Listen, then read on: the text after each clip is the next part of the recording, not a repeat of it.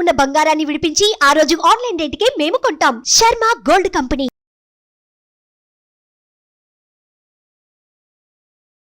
నమస్తే, welcome to Suman TV. నేను మీ యామ్ని. ప్రస్తుతం మనతో ఉన్నారు ప్రముఖ ఆధ్యాత్మికవేత్త గురుస్వామి బ్రహ్మశ్రీ రాజన్ నంబూద్రి గారు ఉన్నారు. గురువుగారితో మాట్లాడి మనకున్న సందేహాన్ని అడిగి తెలుసుకుందాం. నమస్కారం గురుగారు. నమస్కారం అమ్మా. గురుగారు, మే నెలలో అసలు మిథున రాశి వారికి ఏ విధంగా ఉంటుందండి? అలానే ఈ రాశి వారికి సంబంధించిన పరిహారాలు కూడా తెలియచేయండి.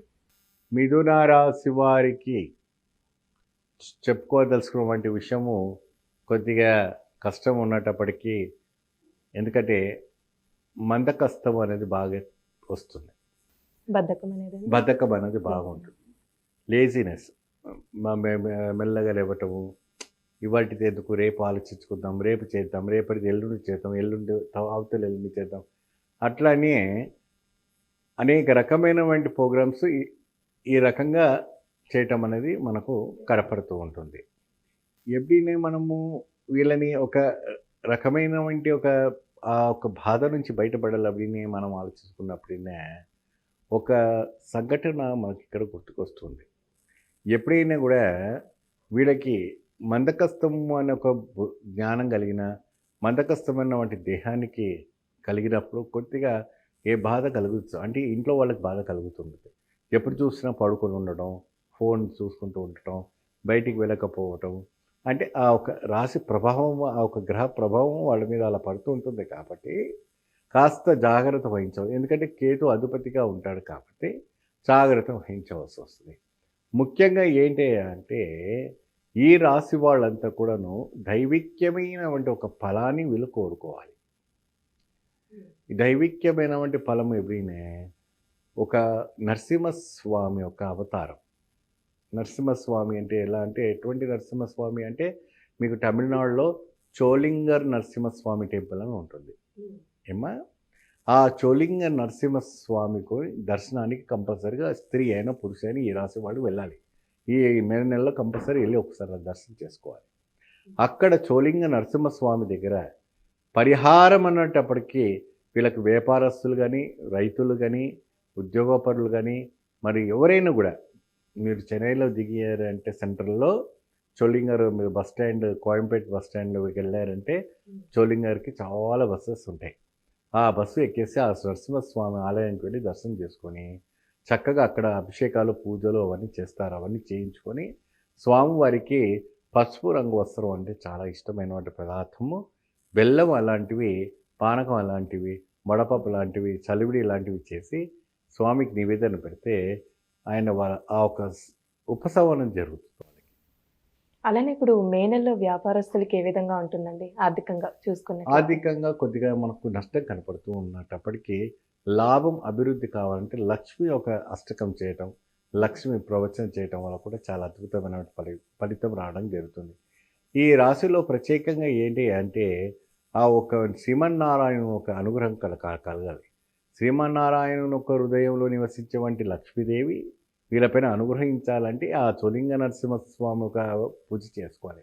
అంటే ఇక్కడ మన తెలంగాణ ఉభయ రాష్ట్రంలో ఉన్నటువంటి నరసింహస్వాములు ఉన్నారు కదండి.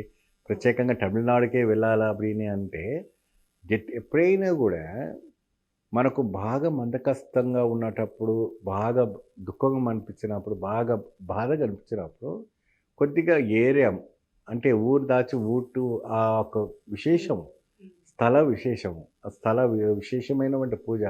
చోళింగర్ అంటే దాదాపు 5,000 సంవత్సరాల నుంచి ఉన్నామంటే ఒక విశేషమైన ఆలయం.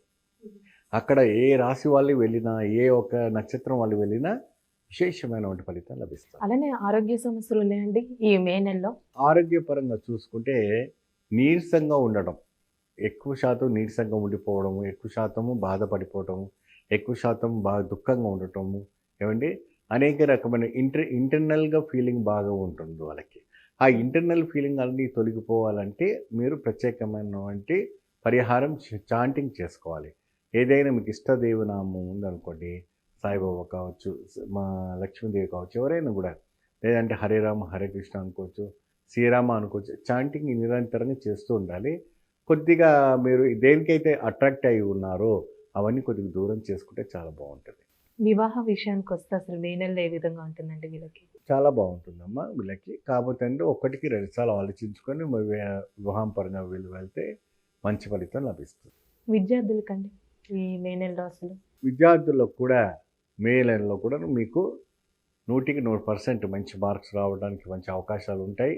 ఎటువంటి కూడా భయపడే ఆలోచన లేదు. ధైర్యమైన ఒక ఆలోచన పెట్టుకోండి, మంచి ఆలోచన పెట్టుకోండి, మంచి జ్ఞాన సూచన పెట్టుకోండి, మీకు అద్భుత ఫలితం రావటం జరుగుతుంది. అంటే పరిహారం అంటే ఏం చేసుకోవాలండి ఈ నెలలో వీళ్ళు? పరిహారం అంటే ఇదివరకు మనం చెప్పినట్టుగా చోళింగ నరసింహస్వామి ఆలయం తిరిగి ఇంటికి వచ్చిన తర్వాత స్వామి ఒక సుదర్శన హోమం పరిహారం చేసుకుంటే చాలా బాగుంటుంది.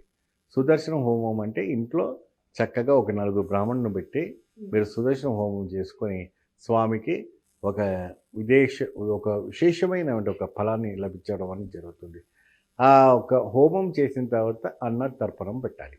అన్నతర్పణం అంటే అన్నదానం. ఆ అన్నదానం ఏంటో ఒక 10 మంది 11 మంది మీ శక్తికి తగినవంటి, లేదంటే మీ కుటుంబ సభ్యులను పిలిపించి మీరు చేసుకుంటే సరిపోతుంది. మిథున రాశి గురించి చాలా చక్కగా తెలియజేశారండి మాకు. ధన్యవాదాలు. నమస్కారం. చూసారు కదండి, అంటే కేరళ శాస్త్రం ప్రకారం గురుగారు మాటగా మనకి తెలియజేశారు కాబట్టి మీరు కూడా మీ జాతకానికి సంబంధించి కానీ మీ ఇంటి వ్యాపార వాస్తు సంబంధించి ఎలాంటి విషయాలైనా మీరు తెలుసుకోవాలనుకుంటే స్క్రీన్ మీద కనిపిస్తున్న నెంబర్కి కాల్ చేసి గురుగారిని సంప్రదించవచ్చు. ఇలాంటి విశేషమైన అంశాలతో మళ్ళీ మీ ముందుంటాను. ధన్యవాదాలు. సుమన్ టీవీలో మీ పర్సనల్ అండ్ బిజినెస్ ప్రమోషన్స్ కోసం కింది నెంబర్కి కాంటాక్ట్ చేయండి.